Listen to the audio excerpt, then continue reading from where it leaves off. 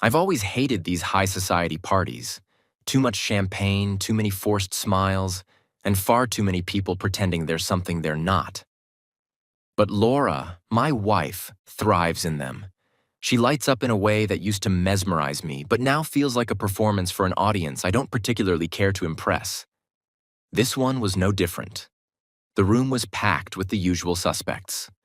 Wealthy businessmen, their impeccably dressed wives, and the inevitable sprinkling of younger, single men who hovered near the bar scanning the crowd. Laura was in her element, flitting from group to group with a glass of champagne in hand and a laugh that carried across the room. I stayed in the corner, sipping whiskey and nodding politely at conversations I wasn't interested in. That's when I saw him. Julian. Tall, sharp-dressed, and radiating the kind of cocky arrogance that only comes from having more money than sense. He was standing near the buffet table, his eyes locked on Laura as if she were the main course. I didn't like him the moment I laid eyes on him, and it wasn't just because of the way he looked at her. No, it was the way he carried himself, like he was entitled to anything or anyone he wanted. At first, I tried to shake it off. I told myself it was nothing, just a harmless look. But as the night wore on, his gaze never left her. Laura, of course, noticed. How could she not? She's beautiful, and she knows it. It's one of the things that drew me to her when we first met. But tonight, there was something different in the way she responded to the attention. She played into it. Every laugh was louder, every glance lingered longer, every move seemed designed to catch his eye. And it worked. He was hooked, watching her with an intensity that made my skin crawl. I clenched my glass tighter, the whiskey burning my throat as I tried to swallow my anger. This wasn't the first time I'd seen her bask in someone else's attention, but tonight felt different, more deliberate. At one point, she caught my eye from across the room and smiled. A coy, almost teasing smile that seemed to say, "What are you going to do about it?" I didn't respond. I just stared at her, letting her know I wasn't amused. By the time we left the party, my patience was running thin. The drive home was quiet, the tension between us palpable. She was the first to break the silence. "You didn't have to look so miserable," she said, her tone laced with irritation. I tightened my grip on the steering wheel, staring straight ahead. "I saw the way he undressed you with his eyes." Her laugh was sharp and humorless. "Oh, please, don't be so dramatic." I pulled into the driveway and turned off the engine, finally looking at her. "Am I being dramatic, Laura? Or are you just pretending you didn't notice?" She met my gaze, her eyes challenging. "And what if I did notice? What if I enjoyed it? What are you going to do about it?" Her words hung in the air, sharp and cutting. For a moment, I couldn't believe what I was hearing. "Nothing," I said finally, my voice cold and steady. "I only fight for treasures, not trash." Her face fell, the confidence draining from her expression. For a split second, I saw something that looked like regret, but she quickly masked it, turning her head to look out the window. We sat there in silence, the weight of our conversation pressing down on us like a storm waiting to break. When we finally went inside, I went straight to the study, pouring myself another glass of whiskey as I tried to process what had just happened. This wasn't how our marriage was supposed to be. We were supposed to be partners, equals, a team. But somewhere along the way, we had lost that. I used to think it was my fault, that maybe I wasn't giving her enough attention, enough love. But tonight, I realized it wasn't about me. It was about her need to be seen, to be desired, to feel like the center of someone's world, even if it wasn't mine. As I sat there in the quiet of the study, I knew one thing for certain. Things couldn't go on like this. Something had to change. And if she wasn't willing to change, then I would. Because I wasn't going to spend the rest of my life fighting for someone who didn't want to be fought for. I didn't see it coming. Not the way things started to unravel. Looking back, the signs were there, but hindsight is always sharper than the moment itself. When I first met Laura, she was a force of nature, beautiful, confident, and with a laugh that could light up an entire room. She had this way of making me feel like I was the only man in the world, like I could conquer anything as long as she was by my side. We met at a friend's wedding. I wasn't even planning to go, but Victor, my older brother, had dragged me there, saying I needed to loosen up and stop being a workaholic. I was standing awkwardly by the buffet table, debating whether to leave early, when she walked in wearing a blue dress that made her look like she had stepped out of a dream. It wasn't just her beauty that caught my attention.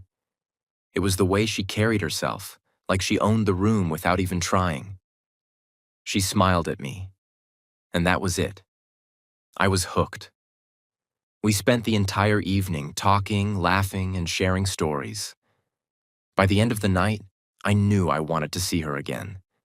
She gave me her number with a teasing grin and said, "Don't make me regret this." I didn't.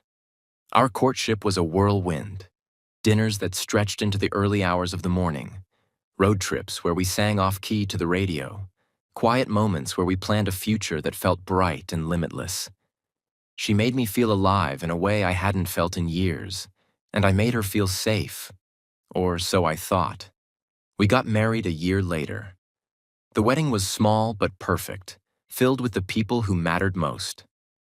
Victor stood by my side as my best man, his usual mix of sarcasm and support keeping me grounded. Laura's best friend, Claire, was her maid of honor, a bubbly and outgoing woman who adored Laura almost as much as I did. For a while, things were perfect. We bought a cozy house, started building our life together, and talked about having kids someday. I threw myself into my career, wanting to give her everything she deserved, and she poured her energy into decorating our home and planning the kind of life we had always dreamed of. But perfection doesn't last, does it? The first crack appeared when I started working longer hours. I didn't mean to. I just wanted to make sure we were financially secure. I thought she understood, but looking back, I can see how much it hurt her. She never said it outright, but I could feel the shift. She started going out more, shopping trips with Claire, brunches that stretched into afternoons, and eventually, parties where I wasn't invited. At first, I didn't mind. I figured she needed her space, her own life outside of our marriage. But then I started noticing little things. The way she'd light up when a stranger complimented her. The way her laughter seemed a little louder, a little freer when she was around people who weren't me. And then there was Claire. Claire adored Laura, but her idea of support was encouraging Laura's worst impulses. If Laura wanted a new dress, Claire would say, "You deserve it." If Laura complained about me working late, Claire would say, "He's lucky to have you. Don't let him take you for granted."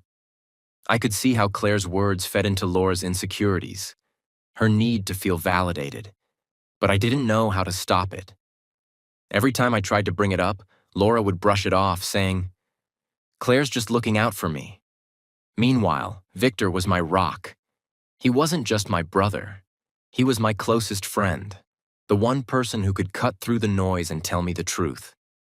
"You need to talk to her," Victor said one night after I'd vented to him about Laura's growing distance. "Really talk to her. Not about work, not about logistics, about how you feel." "I've tried," I told him, running a hand through my hair. "She doesn't want to hear it. Every time I bring it up, it turns into a fight." Victor sighed, leaning back in his chair. "Then you need to find another way. If you let this fester, it's only going to get worse." I knew he was right, but I didn't know how to fix it. The truth was, I wasn't blameless. I had my own flaws, my tendency to retreat into work when things got tough, my struggle to express my emotions in a way that made sense to her. I thought providing for her, for us, was enough. I thought my actions would speak louder than words. But Laura wasn't looking for actions. She was looking for attention. The cracks grew wider over time. I'd come home from work to find her already asleep, or worse, out with Claire at another event. When we were together, it felt like we were speaking different languages, each of us trying to be heard, but neither of us really listening. I still loved her. I think I always will. But love isn't enough when the foundation is crumbling. Now, as I sit here in the quiet of our home, I can't help but wonder how we got here. How did we go from being partners, best friends, to this? Maybe it was inevitable. Maybe it was a series of small choices that led us to this moment. Or maybe it was always there, lurking beneath the surface, waiting for the right moment to reveal itself. Either way, the cracks are there, and I don't know if we can fix them. I've always prided myself on knowing Laura. Her moods, her habits, the way she smiles when she's genuinely happy versus when she's just putting on a show. So when she started spending more time catching up with Julian, I noticed. At first, it was casual enough. She mentioned him in passing, the way you'd talk about an old friend you hadn't seen in years. "It's funny running into Julian again," she said one evening as we sat in the living room, her feet tucked under her on the couch. "He's doing really well for himself. Still the same old Julian, though. Charming and full of stories." I nodded, distracted by an email on my phone. "That's nice," I said absent-mindedly, not thinking much of it. But then catching up turned into more. She started meeting him for lunch. Then it was dinners. "Just as friends," she assured me. Each time she'd come home glowing, her energy electric in a way I hadn't seen in a long time. "He's hilarious," she said one night, her voice light as she recounted their conversation over wine.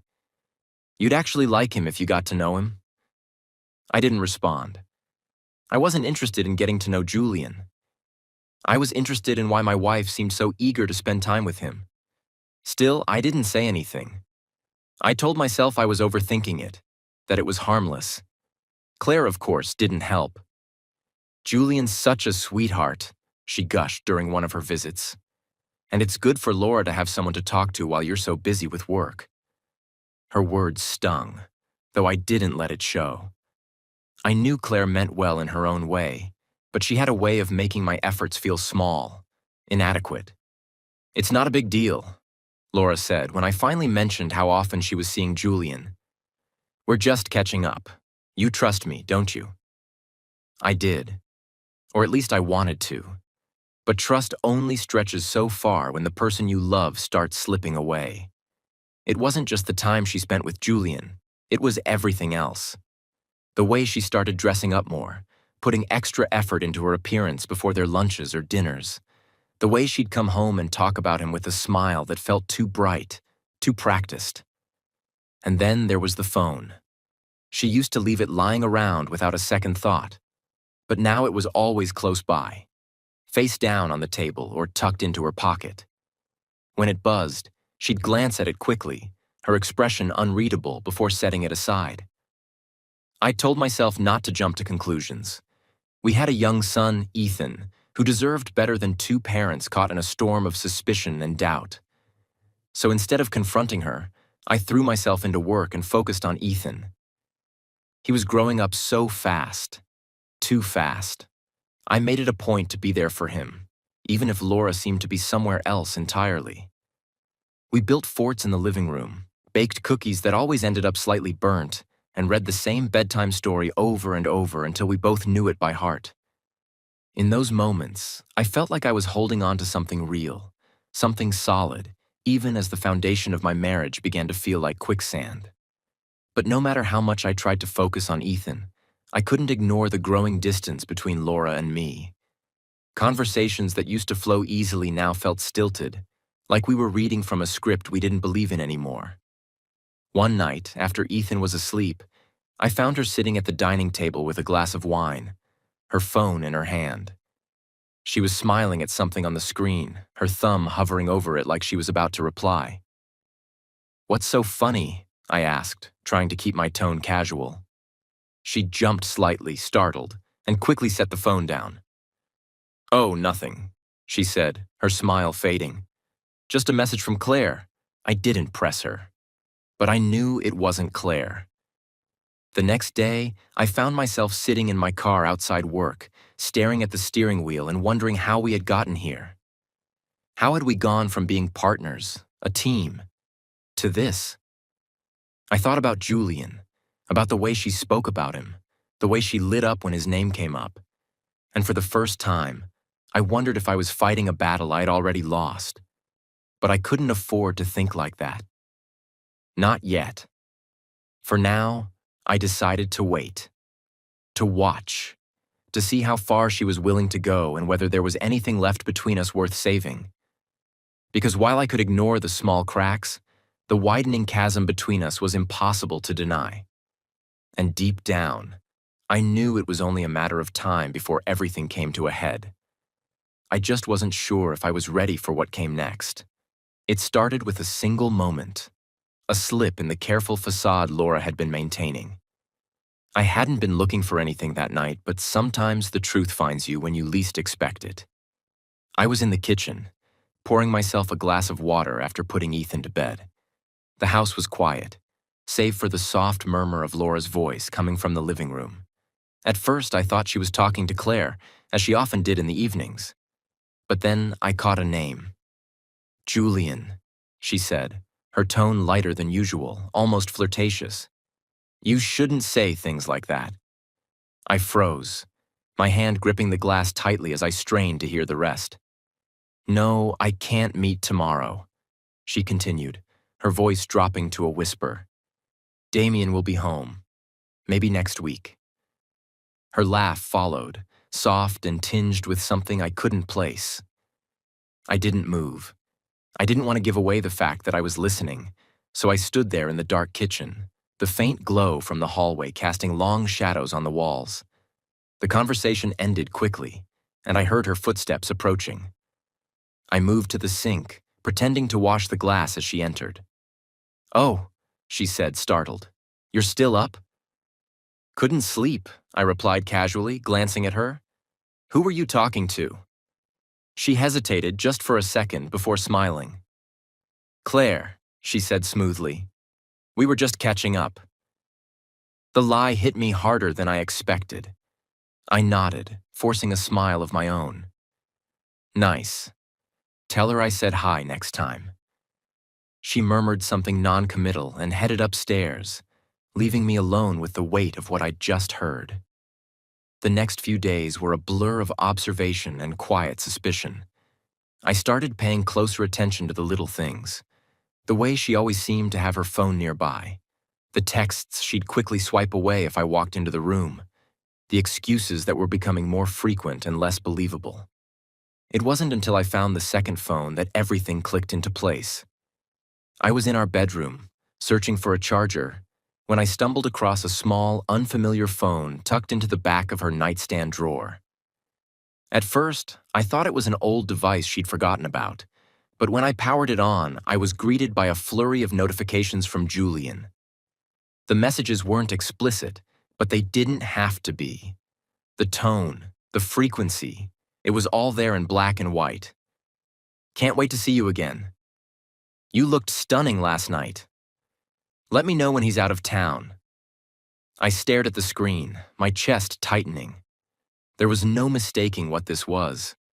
Instead of confronting her immediately, I took a deep breath and powered the phone off, placing it back exactly where I found it.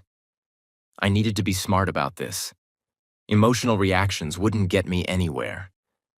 I called Victor the next day, asking him to meet me after work. He was my rock in moments like these. Practical, grounded, and always willing to tell me the hard truths I didn't want to hear. When I told him what I had found, his face darkened. "You're sure about this?" he asked. I nodded. I overheard her talking to him, found the messages. There's no doubt in my mind. Victor leaned back in his chair, crossing his arms. "So what's your plan?" "I don't know yet," I admitted. "But I'm not confronting her. Not until I have everything." He nodded thoughtfully.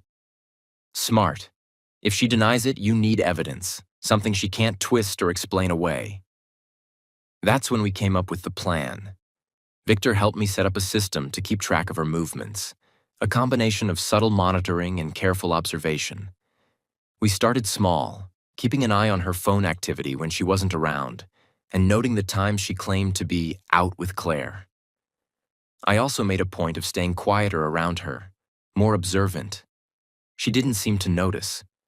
too caught up in whatever fantasy she thought she was living. It wasn't easy.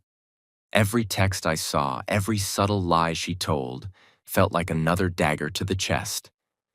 But I reminded myself that this wasn't just about me. It was about protecting Ethan and ensuring that whatever came next, I would be prepared. The most damning piece of evidence came one Friday evening when she said she was meeting Claire for dinner. I followed her, parking a few blocks away from the restaurant she had mentioned. She wasn't there. Instead, I spotted her walking into a boutique hotel downtown. Alone at first, but soon joined by Julian, who greeted her with the kind of familiarity that made my blood boil. I didn't confront them. I didn't make a scene. I simply watched from a distance, my hands gripping the steering wheel so tightly I thought it might break. When she finally emerged 2 hours later, she was laughing, her hand resting lightly on Julian's arm. I drove home in silence, my mind racing. The evidence was piling up, and soon there would be no escaping the truth. Not for her, not for Julian, and not for me. I wasn't sure how this would end, but one thing was certain. I wasn't going to be the fool in someone else's story. Not anymore. Julian sat in his penthouse apartment, the city lights glittering below him like a sea of diamonds. A self-satisfied smirk curled his lips as he swirled the bourbon in his glass, the amber liquid catching the glow of the skyline. He enjoyed moments like these, savoring his victories, both the ones already secured and the ones he was meticulously plotting. Laura was just another piece on his chessboard, a trophy in the making. She wasn't the first married woman he'd pursued, but there was something particularly sweet about this conquest. It wasn't just her beauty, though her striking features and effortless grace made her stand out even among the most glamorous women in his orbit. No, what made Laura special was who she was married to. Damien. The name alone made Julian's jaw tighten. He had known Damien for years, their paths crossing in professional and social circles. While Julian had always prided himself on his wealth and charm, Damien represented something he could never quite grasp: integrity, intelligence, and a calm confidence that commanded respect without trying. Where Julian relied on flash and flair to turn heads, Damien's success was quieter, more enduring. It grated on Julian that despite all his efforts to outshine him, Damien seemed indifferent, as if Julian were barely a blip on his radar. That's what this was really about. Laura wasn't just an object of desire. She was a weapon. Winning her wasn't about love or even lust. It was about proving that Julian could take what Damien valued most. He leaned back in his leather chair, the smirk deepening as he remembered how easily Laura had fallen into his web. At the party where they reconnected, he had noticed her immediately. She was stunning, yes, but there was something else. An air of dissatisfaction, a hunger for attention that Damien, in his busy, responsible way, had clearly neglected. Julian had played his role perfectly that night. He knew exactly how to reel her in. The charming smile, the subtle compliments, the way he leaned in just a little closer than necessary. He hadn't needed to push too hard. Laura was already halfway there, her laughter just a touch too loud, her glances lingering just a bit too long. By the time the evening ended, she was practically glowing from the attention he'd lavished on her. It was almost too easy. Over the weeks that followed, Julian had been careful to keep her hooked. He started with casual texts, harmless enough on the surface but always laced with just enough flirtation to keep her intrigued. "You looked amazing the other night. Damien's a lucky man, though I wonder if he knows just how lucky." Her response had been hesitant at first, a polite thank you that hinted at boundaries she wasn't ready to cross. But Julian was patient. He knew how to play the long game. Gradually, he escalated. He made sure to point out every little flaw in her marriage without being too obvious. "It's hard to believe Damien leaves someone like you alone so often. If you were mine, I wouldn't let you out of my sight." Laura would laugh it off, but Julian could see the cracks forming. She started opening up to him, sharing frustrations about Damien's long hours, his distracted demeanor, and the growing distance between them. Julian made sure to play the role of the understanding confidant. "You deserve to be cherished," he'd tell her, his tone dripping with sincerity. "Not just tolerated. You deserve someone who sees you for the incredible woman you are." It wasn't long before Laura began seeking him out, texting him first, suggesting meetups under the guise of catching up. Each time, Julian carefully fed her dissatisfaction, planting seeds of doubt about Damien's love for her. "Does he even notice how beautiful you are? How hard you try? Men like Damien take women like you for granted. They think being a good provider is enough, but they don't realize that attention and affection matter just as much." Her eyes would soften when he said things like that, a mix of longing and guilt flashing across her face. Julian reveled in it. She was teetering on the edge, and he knew it was only a matter of time before she fell completely. But this wasn't just about her. Every glance she gave him, every text she sent, every moment she spent in his company instead of Damien's, it all felt like a victory over the man who had always seemed untouchable. Julian had no illusions about what he was doing. He wasn't interested in a relationship with Laura. He didn't care about her happiness or her future. Once he'd had his fun, he'd move on, leaving her to pick up the pieces of the life she'd thrown away. The ultimate goal wasn't to keep her. It was to break her. Because breaking her meant breaking Damien. He thought about the quiet, composed man who had always seemed to rise above the petty games Julian thrived on. How would Damien react when he realized his perfect wife had been seduced right under his nose? Would he lash out, crumble, walk away without a word? The possibilities were delicious. For now, Julian would continue to play his part, drawing Laura deeper into his web while carefully avoiding anything that might expose him prematurely. He knew how to push just hard enough to keep her hooked without making her panic. Sooner or later, Damien would find out. And when he did, Julian wanted to be there to see it, to watch the man who had always seemed untouchable finally lose. As Julian finished his drink and set the glass down on the table, he smiled to himself. The game was far from over, but he was already winning. After all, he had the ultimate prize in his sights, Damien's pride. And nothing was sweeter than taking something from a man who had everything. It's amazing what clarity can do. Once the initial shock of Laura's betrayal faded, my mind sharpened. I wasn't just angry anymore. I was focused. Reacting emotionally wouldn't fix anything. Yelling, accusing, making dramatic scenes, none of that would help. If I was going to protect my family, especially Ethan, I needed to approach this calmly and deliberately. Laura might think she was in control, but that illusion wouldn't last. The first thing I did was shift my attention. Ethan became my anchor. Every time I looked at him, I saw the one pure thing in all this chaos. He deserved better than the instability Laura was dragging into our home. So I made it my mission to give him the security he needed, even if I had to fake my own calm for his sake. I started spending more time with him. At first, it was little things. Helping with his homework, cooking dinner together, reading his favorite books at bedtime. But soon, it became the best part of my day. "Dad, can we build a fort?" he asked one Saturday morning, his eyes lighting up with excitement. "Absolutely," I said, setting aside the newspaper. We spent hours rearranging furniture, draping blankets, and creating our own little world in the living room. When it was done, he crawled inside and declared it the safest place in the world. I smiled, feeling a pang in my chest. That's what I wanted for him. Safety, security, love. He didn't need to see the cracks forming in our family, and I was determined to keep it that way for as long as I could. Laura noticed the change. "You're spending a lot of time with Ethan lately," she said one evening, her tone neutral but laced with curiosity.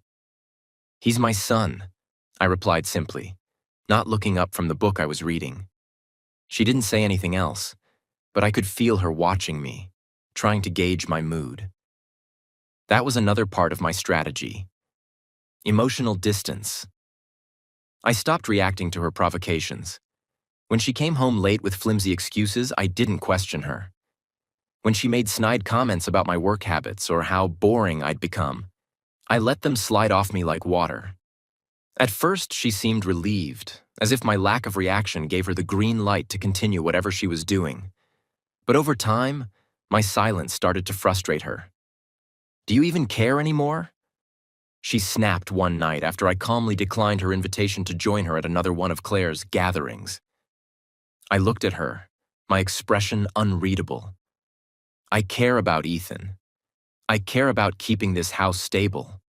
Beyond that, I don't see the point in arguing about things that don't matter." She opened her mouth to respond, but no words came out. For a moment, she looked almost vulnerable, as if she was realizing the distance between us for the first time. I didn't let it get to me. Vulnerability was another tactic she used, whether she was aware of it or not, a way to pull me back in when I started to drift too far. But this time, I wasn't playing her game. Instead, I focused on quietly gathering information. I knew enough to suspect the worst, but suspicion wasn't enough. I needed proof, not just for my peace of mind, but to protect myself and Ethan when the time came to confront her.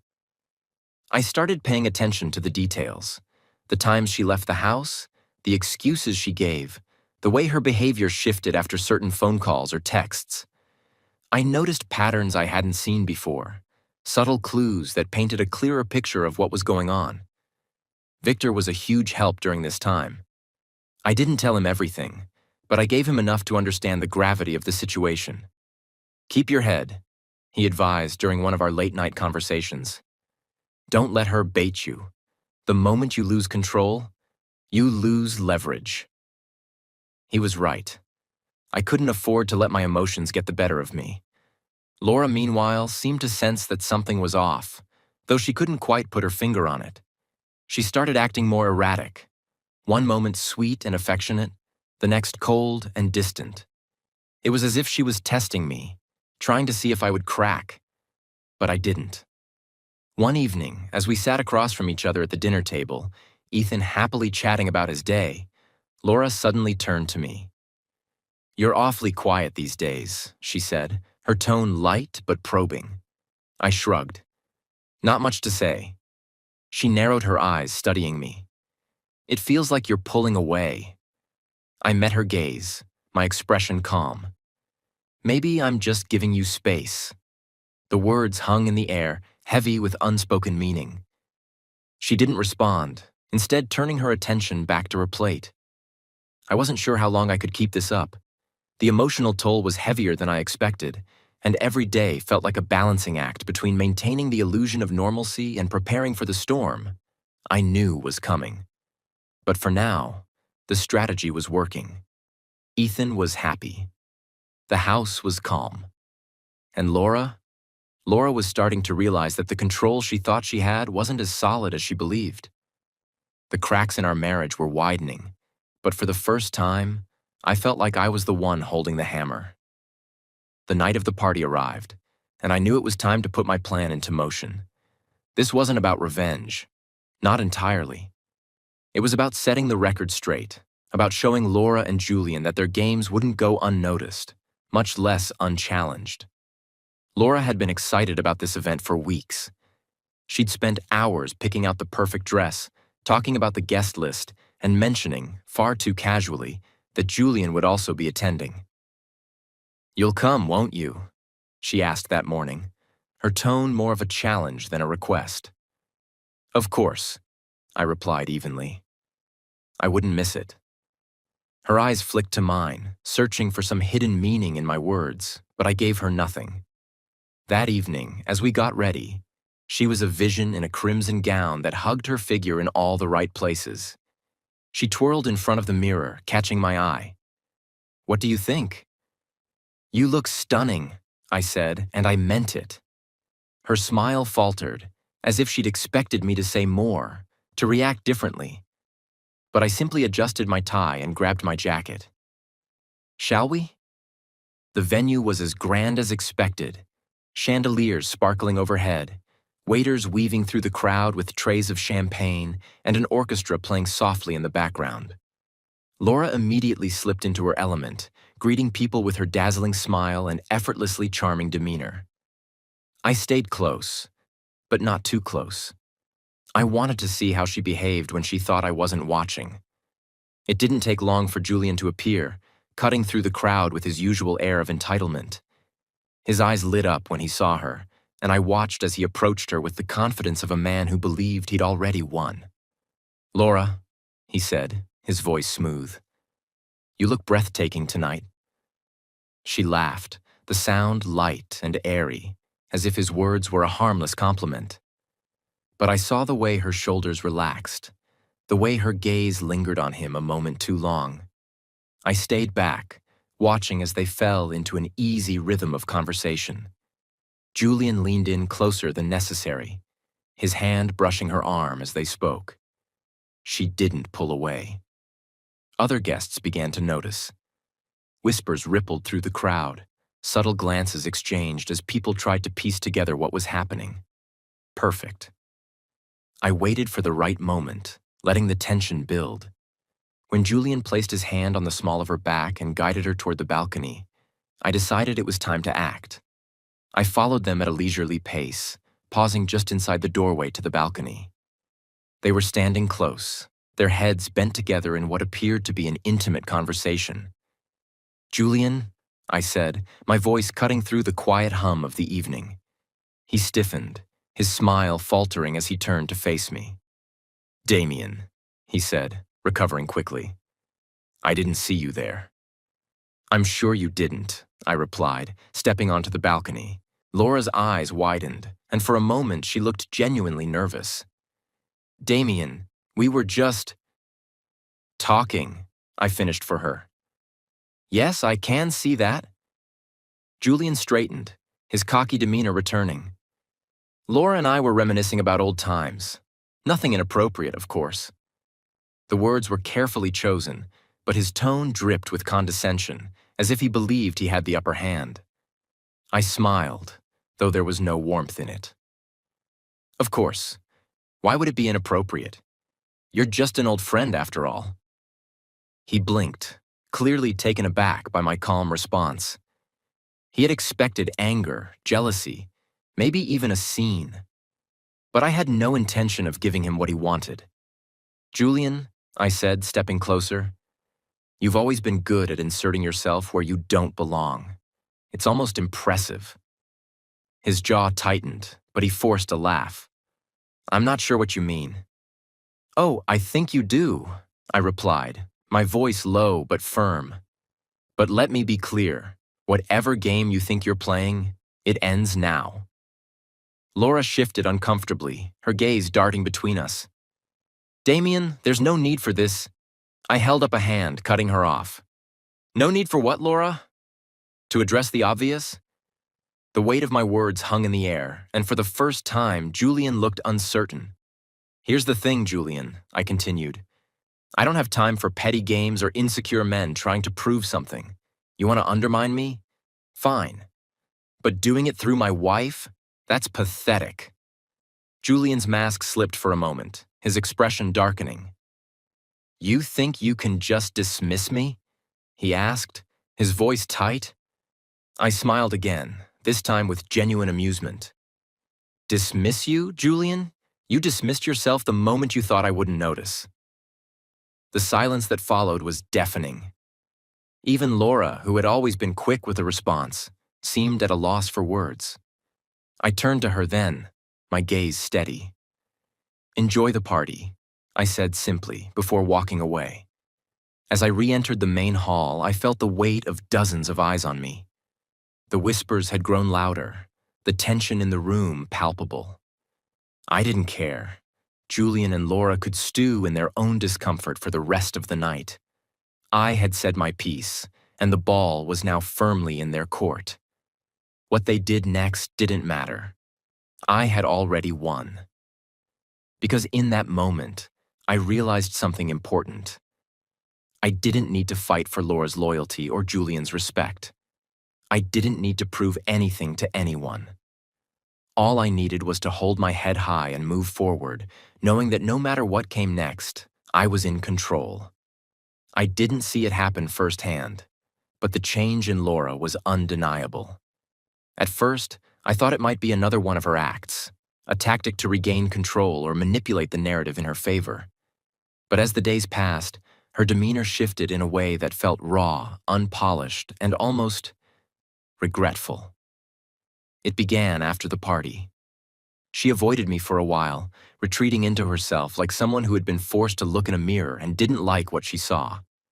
I let her stew, content to focus on Ethan and my work, knowing that whatever storm she was facing internally, she would have to face it alone. I noticed small things. She spent less time on her phone, no longer obsessively checking it for Julian's messages. Her laughter, once loud and performative, was rare and hollow now. Even her conversations with Claire, which used to dominate the house, grew shorter and less frequent. Then one evening she came to me, her expression hesitant. "I'm going out," she said, her voice softer than usual. I looked up from the book I was reading. "With Claire?" She nodded, avoiding my gaze. "We need to talk." I didn't respond, simply watching her as she grabbed her coat and left. Claire was waiting for her at their favorite cafe, the one they always used for their long, gossipy lunches. But tonight was different. Claire looked uncomfortable, her usual confidence replaced by a nervous energy. "Thanks for meeting me," Laura said, sitting down across from her. Claire nodded, fiddling with her coffee cup. "Of course. You sounded upset." Laura sighed, running a hand through her hair. "I don't even know where to start." Claire hesitated, then leaned forward slightly. "Is this about Damien? Or Julian?" The mention of Julian's name made Laura flinch. "Both," she admitted. "Everything." For a moment, neither of them spoke. Then Claire took a deep breath. "I think I owe you an apology." Laura looked up, startled. "What?" "I've been a terrible friend," Claire said, her voice trembling. "I encouraged you to chase something that wasn't real. I thought I was helping you feel better, but I see now that I was just feeding your insecurities." Laura stared at her, the weight of her words sinking in. "I saw the way Damien looked at you at that party," Claire continued.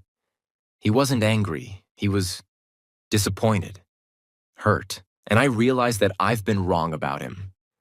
He's a good man, Laura, better than I ever gave him credit for." Tears welled in Laura's eyes. She had been trying so hard to justify her actions, to convince herself that she deserved the attention Julian gave her. But hearing Claire say it, that Damien had been hurt, not angry, shattered the fragile wall she'd built around herself. "It's not just you," Laura said quietly. "I've been selfish. I've taken Damien for granted. He worked so hard for us, for Ethan, and all I've done is complain that it wasn't enough." Claire reached across the table, squeezing her hand. "You can fix this, Laura, but you have to be honest with him. And with yourself." When she came home that night, her face was a mix of exhaustion and determination. I didn't ask where she'd been or what she'd talked about. I just watched as she slipped off her coat and sat down across from me at the dining table. "We need to talk," she said, her voice steady but soft. I set my book aside, meeting her gaze.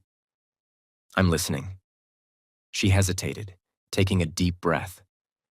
"I've been a terrible wife." The words hung in the air, heavy with emotion. I didn't respond, waiting for her to continue. "I let my insecurities get the better of me," she admitted. "I wanted to feel wanted. And Julian made me feel that way, but it wasn't real. It was shallow and selfish. And I see that now."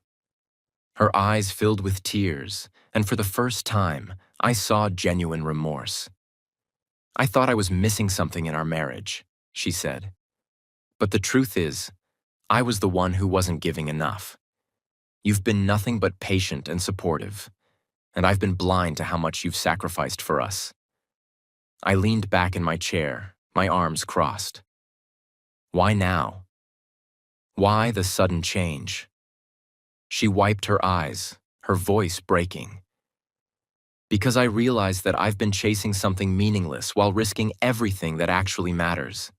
And I don't want to lose you. Or Ethan. I want to fix this, Damien. I want to fix us. I studied her for a long moment, weighing her words. There was no denying the sincerity in her voice, the pain in her eyes. But sincerity alone wasn't enough. This isn't something you can fix overnight, I said finally. Trust takes time to rebuild. And right now, I don't know if I can give you that. Her face crumpled, but she nodded. I understand, but I'm willing to do whatever it takes. I hope you'll give me a chance. I stood, my expression unreadable. We'll see. As I walked away, I felt a strange mix of emotions, anger, sadness, and a flicker of something I hadn't felt in a long time. Hope. Laura had a long road ahead of her, and so did I. But for the first time, it felt like we were at least starting to walk in the same direction. Whether we could meet in the middle was still uncertain, but for now, it was a step forward. It took weeks of watching, waiting, and gathering evidence before I felt ready. Not ready to strike back out of anger. No, that wasn't it. This wasn't about revenge. It was about clarity, about laying everything on the table so there would be no more lies, no more games. The folder sat on my desk for days, its contents meticulously organized. Messages, photos, timestamps. All the pieces of the puzzle that painted a picture I could no longer ignore. I didn't need to look at them anymore. I had memorized every detail. I waited until Ethan was asleep, tucked safely in his bed, oblivious to the storm brewing beneath our roof. Then I called her into the living room, the weight of what was about to happen pressing down on me. Laura entered cautiously, sensing that something was off. She was wearing one of those comfortable old sweaters she only pulled out on quiet nights at home. It struck me how different she looked from the woman I'd watched at parties, laughing and glowing under someone else's attention. "What's going on?" she asked, her voice unsure. I gestured for her to sit on the couch, and she complied, her eyes searching mine for answers. I didn't sit beside her. Instead, I stood a few feet away, the folder in my hand. "We need to talk," I began, my voice steady. She nodded slowly. "Okay." I placed the folder on the coffee table between us. "I need you to look at this." Her brow furrowed as she reached for it, her fingers trembling slightly. She opened it, and the color drained from her face as she flipped through the pages. The texts from Julian, the photos of them at the hotel, the call logs. Everything was there, laid out in black and white. When she finally closed the folder, her hands fell to her lap, clutching the edge of her sweater as though it could shield her from the reality in front of her. She began, but her voice broke. She swallowed hard and tried again.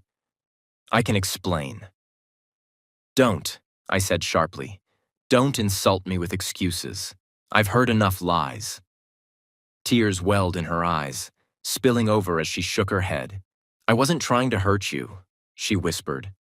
I laughed bitterly, the sound hollow. "You weren't trying to hurt me? Laura, every choice you made hurt me. Every text, every meeting, every lie, it all tore me apart piece by piece. And now you sit here and tell me you didn't mean to?" She broke then, her sobs filling the room. "I was lost," she cried. "I felt invisible, unappreciated. Julian made me feel seen, but it was a mistake. I see that now. I see how selfish I've been." I crossed my arms, watching her crumble. Part of me wanted to comfort her, to reach out and tell her it would be okay. But I couldn't. Not this time.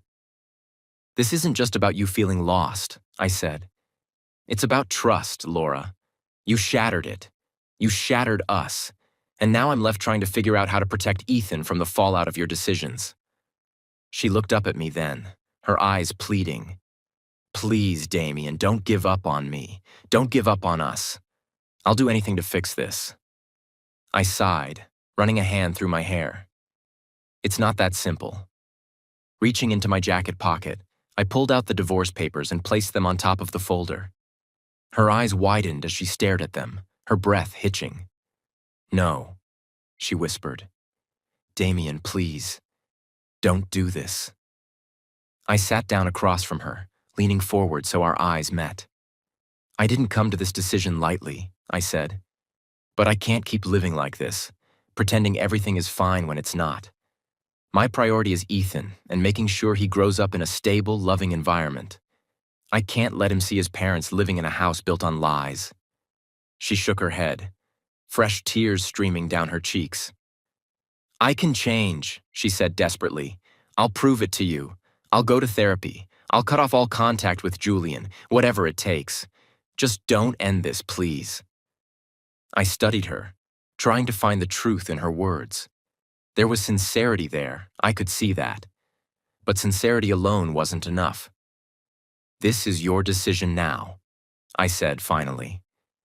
"You can sign those papers and walk away, or you can stay and fight to rebuild what's left. But if you choose to stay, understand this. It won't be easy. Trust doesn't come back overnight, and I won't let you off the hook for what you've done." Her lip trembled as she stared at the papers. "I don't want to walk away," she said softly. "I don't want to lose you, Damien. I don't want to lose our family." I leaned back, exhaustion washing over me. "Then show me," I said. "Not with words, but with actions. Prove to me that you're willing to put in the work. Because if you can't, if you even think about betraying me again, I won't give you another chance. Do you understand?" She nodded, her hands trembling as she reached for the papers. But instead of signing them, she pushed them away, her tear-filled eyes meeting mine. "I'll prove it," she said, her voice steady despite the tears. "I'll fight for us." I didn't respond, standing and walking toward the stairs. "We'll see," I said over my shoulder. As I climbed the stairs, leaving her behind in the living room, I felt a mix of emotions: anger, sadness, and a faint glimmer of hope. I didn't know if Laura could truly change, if we could rebuild what we had lost. But for now, I was willing to give her the chance to try. Not for her, and not even for me. For Ethan. Trust is a fragile thing. Once broken, it's nearly impossible to rebuild. That was the thought running through my mind every time I looked at Laura in the weeks after our confrontation. She had made her choice. She pushed the divorce papers aside and vowed to fight for our family. But words alone couldn't erase the damage she had done. I didn't make it easy for her. I couldn't. If she was going to earn my trust back, it would take more than apologies and promises. It would take action, consistency, and time. The first step she took was cutting Julian out of her life. It wasn't dramatic, no tearful goodbyes or drawn-out explanations. She simply deleted his number, blocked him on every platform, and removed any trace of him from her world. I didn't ask her to do it. I didn't have to. She knew it was the bare minimum required to start this process. But even as she made these changes, I kept my guard up. Words are easy, habits are harder. She surprised me when she started therapy. "I need help," she admitted one night as we sat at the dinner table after Ethan had gone to bed. "I can't fix this on my own, and I don't want to pretend I have all the answers anymore." It was a small moment, but it felt significant. For the first time, she was acknowledging the depth of her mistakes and taking responsibility for her role in our fractured marriage. She began attending weekly sessions, focusing not only on our relationship but also on herself, her insecurities, her need for external validation, and the root causes of the choices she had made. I watched from a distance, unsure if this was another performance or genuine growth. Over time, though, her changes became undeniable. She started spending more time at home, focusing on Ethan in ways she hadn't before. She helped him with his homework, cheered him on at soccer games, and even joined us for our weekend fort-building sessions in the living room. Ethan noticed the difference immediately. "Mom's really fun now," he told me one night as I tucked him into bed. His smile was wide, his eyes bright with a joy I hadn't seen in a long time. It was bittersweet. While I was grateful for the effort she was making, I couldn't ignore the fact that it had taken near destruction for her to step up as the wife and mother we both needed her to be. As Laura worked to repair our family, news about Julian started trickling in. Apparently, I wasn't the only one who had seen through his charm. Word spread quickly among the social circles he once ruled, painting him as a manipulative opportunist who thrived on exploiting vulnerability. One by one, his connections began to abandon him. Invitations to high-profile events dried up, business opportunities vanished, and the whispers that had once fueled his ego turned into a weapon against him. I didn't celebrate his downfall, though I'd be lying if I said it didn't feel like justice. Julian had built his empire on deception and arrogance, and now it was crumbling beneath him. Meanwhile, Laura continued her journey toward redemption. She didn't push me for forgiveness or demand immediate reconciliation. Instead, she gave me space, understanding that rebuilding trust would take time and patience. She focused on her actions, letting them speak louder than words ever could. One night, as we sat on the couch in silence, she finally broke the quiet. "I know I've hurt you," she said, her voice trembling. "And I know I might never fully earn your trust back. But I need you to know that I'm not the same person I was before. I'm trying, Damien. For you, for Ethan, and for myself." I looked at her, studying her face. There was no trace of the defiance or arrogance that had once defined her. She looked vulnerable, raw, and, dare I say it, sincere. "I see that," I said after a long pause, "and I appreciate it. But this isn't just about what you do for me or Ethan. This is about who you are when no one's watching. That's what will matter in the long run." She nodded, her eyes shining with unshed tears. "I understand." As the weeks turned into months, I started to let my guard down, little by little. I allowed myself to believe that maybe, just maybe, this could work.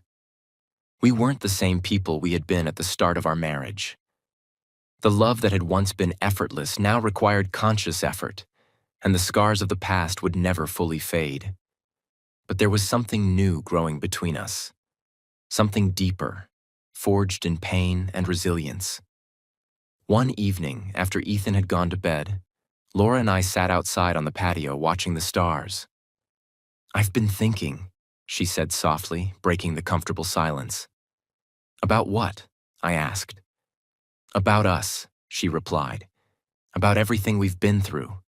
I don't know if we'll ever be what we were before, but maybe that's okay. Maybe we can be something new."